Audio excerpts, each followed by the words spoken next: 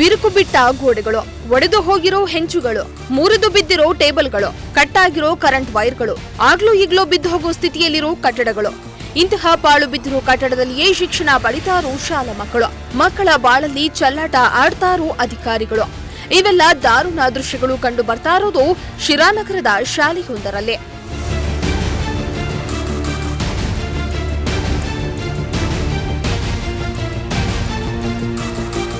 ಶಾಲಾ ಮಕ್ಕಳ ಜೀವಕ್ಕಿಲ್ಲ guarantee.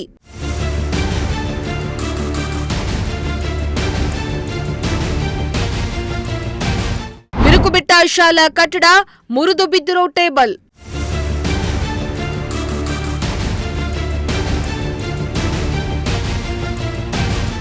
ಶಿರಾನಗರದ mutton market ರೋಡ್ನಲ್ಲಿರೋ Urdu ಶಾಲೆಯ ದುಸ್ಥಿತಿ ಹೇಳತಿರದಾಗಿದೆ.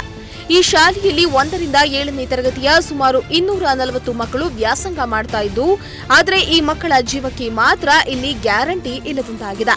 ಹೌದು, 1935ರಲ್ಲಿ ಈ ಶಾಲೆ ನಿರ್ಮಾಣ ಆಗಿದ್ದು, ಈ ಕಟ್ಟಡಕ್ಕೆ ಇಂದಿಗೆ ಬರೋಬ್ಬರಿ 89 ವರ್ಷ ಪೂರ್ಣಗೊಂಡಿದೆ. ಇಷ್ಟು ಹಳೆಯದಾದ ಶಿಥಿಲಾವಸ್ಥೆಯಲ್ಲಿರೋ ಕಟ್ಟಡದಲ್ಲಿ ಈ ಮಕ್ಕಳು ಅಭ್ಯಾಸ ಮಾಡ್ತಿದ್ದಾರೆ.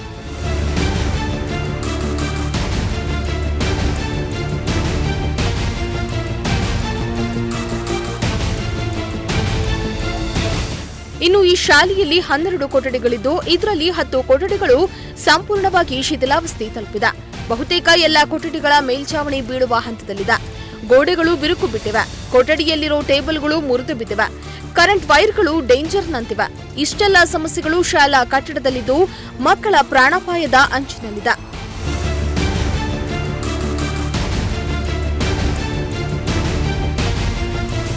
ಶಾಲಾ ಕಟ್ಟಡ ಹೊರಗಿನಿಂದ ನೋಡಲು ಚೆನ್ನಾಗೇ ಇದೆ, ಆದರೆ ಒಳಗೋಗಿ ನೋಡಿದ್ರೆ ಮಾತ್ರ ಕಟ್ಟಡದ ವಾಸ್ತವ್ಯ ಸತ್ಯ ತಿಳಿದು ಬರೋದು.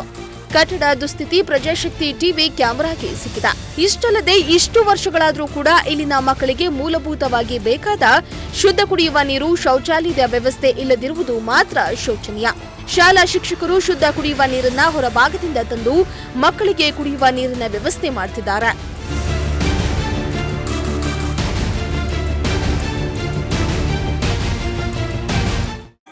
ಒಂದು ವರ್ಷ ಆಯ್ತು. ಈಗ ಇದನ್ನ ಮೇಲಾಧಿಕಾರಿಗಳ ಕಿವಿ ಬಿದ್ದು ಮತ್ತೆ MLA ಸಾಹೇಬರು ನಿರೀಕ್ಷಿಸಿದ್ದು 6 ತಿಂಗಳಾಗಿದೆ ಸರ್. ಕರೆಕ್ಟಾಗಿ ನಮಗೆ ಅವರು ಭರವಸೆ ಕೊಟ್ಟಿದ್ದೇನೆಂದ್ರೆ 1 ತಿಂಗಳಲ್ಲಿ ನಿಮ್ಮ ಮಕ್ಕಳಿಗೆ ಸೌಕರ್ಯ ಮಾಡಿ ಬೇರೆ ಕಡೆ ನಾವು ಸ್ಥಳಾಂತರ ಮಾಡ್ತೀವಿ ಅಂತ ಹೇಳಿದ್ವಿ. 1 ತಿಂಗಳು ಕಾಲಾವಕಾಶ ತಂದಿದ್ದು. 1 ತಿಂಗಳು ಎಲ್ಲಿ ಸ್ಥಳಾಂತರ ಮಾಡ್ತೀವಿ ಅಂತ ಹೇಳಿದ್ರು.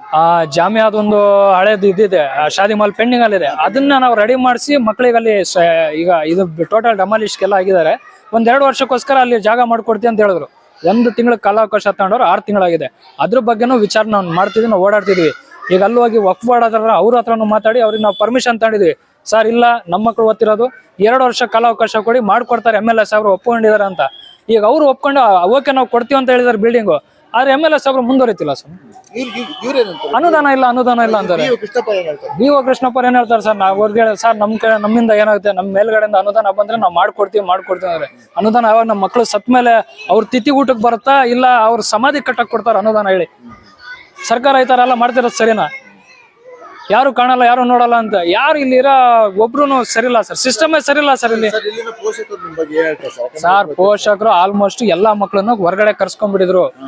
ನಾನು ಇದು ಇನ್ಸಿಡೆಂಟ್ ಇವತ್ತು ನಾನು ಓಪನ್ ಆಗಿ ಹೇಳ್ತಿದ್ದೀನಿ. 2 ದಿನ ಶಾಲೆ ಬಂದಾಗಿತ್ತು, ಮಕ್ಕಳಿಲ್ದಾರೆ ಬರೀ ಟೀಚರ್ಸ್ ಕುತ್ಕೊಂಡಿದ್ರು. ಯಾಕೆ ಈ ತರ ಇನ್ಸಿಡೆಂಟ್ ಆದಾಗ, ಮಳೆ ಶುರು ಆಗಿತ್ತಲ್ಲ, ಆಗ ನಾವು ನಮ್ಮ ಮಕ್ಳಿಗೆ ಕಳ್ಸಲ್ಲ. ನಾವೇನೋ ಅವ್ರಿಗೆ ಮನವೊಲಿಸಿ ಇಲ್ಲ ನಾವು ಇದೀವಿ ಮಾಡ್ಕೊಡಿದೀವಿ, MLA ಸಾಹೇಬ್ರು ಭರವಸೆ ಕೊಟ್ಟಾರೆ, ಜಾಮಿಯಾದವರು ನಮಗೆ ಭರವಸೆ ಕೊಟ್ಟಿದ್ದಾರೆ, ಎಲ್ಲ ನಾವು ಕಾರ್ಯದರ್ಶಿಗಳೆಲ್ಲ ಸೇರಿ ಮಾತಾಡಿದೀವಿ.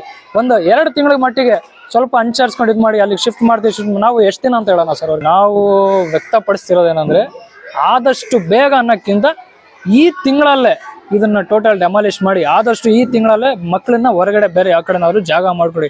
ಸರ್ಕಾರದಿಂದ ಕೈ ಮುಗಿದು MLA ಆಗಿರ್ಬೋದು, BO ಆಗಿರ್ಬೋದು, ಇಲ್ಲ ಮಾನ್ಯ ಮುಖ್ಯಮಂತ್ರಿ ಆಗಿರ್ಬೋದು, ಇಲ್ಲ ಸಚಿವರು, ನಮ್ಮ ಆರೋಗ್ಯ ಸಚಿವರಾಗಿರ್ಬೋದು, ಇಲ್ಲ ಶಿಕ್ಷಣ ಸಚಿವರಾಗಿರ್ಬೋದು, ಎಲ್ಲರಿಂದ ಕೈ ಮುಗಿದು ಕೇಳ್ಕೊತಿದ್ದೀನಿ ಸ್ವಾಮಿ, ನಮ್ಮ ಮಕ್ಕಳನ್ನ ಬಾಳ ಕೊಡಿ. ಅವಳಿಗೆ ಬಾಳೋದಕ್ಕೆ ಬಿಡಿ. ನೀವು ಹೇಳ್ತಿದ್ದೀರಾ ಶಾಲೆ ಕಳಿಸಿ ಮಕ್ಕಳನ್ನ ಶಾಲೆ ಕಳಿಸಿ ಅಂದ್ರೆ, ಶಾಲೆ ಕಳಿಸಿದ್ರೆ ಈ ರೀತಿ ಆಗ್ತಿದೆ. ಯಾವ ತರ ಕಳ್ಸಕ್ಕಾಗುತ್ತೆ ಹೇಳಿ ಸ್ವಾಮಿ? ಆದಷ್ಟು ಬೇಗ ಇದನ್ನ ಮಾಡ್ಕೊಡಿ. ನಮ್ಗೆ ಬಂದು ಆಶ್ವಾಸನೆ ಮಾತ್ರ ಕೊಟ್ಟೋಗ್ಬಿಡಿ. ನಿಮ್ಮ ಆಶ್ವಾಸನೆ ಕೇಳಿ ಕೇಳಿ ಕೇಳಿ ನಮ್ಮ ಕಿವಿ ತೂತ ಬಿದ್ದುಬಿಟ್ಟಿದೆ. ಆಗ್ತಿಲ್ಲ, ಆಶ್ವಾಸನೆ ಬೇಡ ನಮಗೆ. ಸ್ಟಾರ್ಟ್ ಇಮಿಡಿಯೇಟ್ಲಿ ಏನಿದೆ ನಮಗೆ ಪ್ರೋಗ್ರೆಸ್ ವರ್ಕ್ ಬೇಕಷ್ಟೇ ಸ್ವಾಮಿ. ಇಲ್ಲಿ ಓಕೆ ಸರ್. ಅಲ್ಲೇ ಕಳೆದ 6 ತಿಂಗಳ ಹಿಂದೆ ಇಲ್ಲಿ ಶಿಕ್ಷಕರಾಗಿ ಕೆಲಸ ನಿರ್ವಹಿಸ್ತಾ ಇದ್ದವರ ಮೇಲೆ ಏಕಾಏಕಿ ಮೇಲ್ಛಾವಣಿ ಕುಸಿದಿದ್ರಿಂದ ಆ ಶಿಕ್ಷಕರು ಗಂಭೀರವಾಗಿ ಗಾಯಗೊಂಡಿದ್ರು. ಜೊತೆಗೆ ಕೆಲ ಮಕ್ಕಳಿಗೂ ಸಣ್ಣ ಪುಟ್ಟ ಗಾಯಗಳಾಗಿತ್ತು. ಶಾಲೆಯ ದುಸ್ಥಿತಿಯ ಬಗ್ಗೆ ಎಸ್ಡಿಎಂಸಿ ಅಧ್ಯಕ್ಷರಾದ ದಾದಾಪೀರ್ ಸ್ಥಳೀಯ ಶಾಸಕರಿಗೆ, ಶಿಕ್ಷಣ ಇಲಾಖೆಗೆ ಎಷ್ಟೇ ಬಾರಿ ಮನವಿ ಮಾಡಿದ್ರೂ ಕೂಡ ಯಾವುದೇ ಪ್ರಯೋಜನ ಆಗ್ತಾ ಇಲ್ಲ ಎಂದು ಆಕ್ರೋಶವನ್ನ ವ್ಯಕ್ತಪಡಿಸಿದ್ದಾರೆ.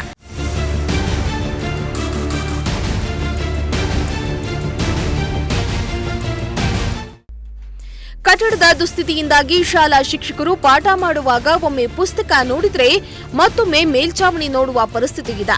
ಮಕ್ಕಳು ಕೂಡ ಯಾವಾಗ ಕಟ್ಟಡ ಬೀಳುತ್ತೋ ಎಂದು ಪ್ರಾಣಭಯದಲ್ಲಿಯೇ ಕೂತು ಪಾಠ ಕೇಳ್ತಿದ್ದಾರೆ. ಇನ್ನಾದ್ರೂ ಶಾಸಕರು ಹಾಗೂ ಸಂಬಂಧಪಟ್ಟ ಅಧಿಕಾರಿಗಳು ಇತ್ತ ಗಮನ ಹರಿಸಿ ಸಮಸ್ಯೆಯನ್ನ ಪರಿಹರಿಸಬೇಕಾಗಿದೆ. ನವೀನ್, ಪ್ರಜಾಶಕ್ತಿ ಟಿವಿ, ಶಿರಾ.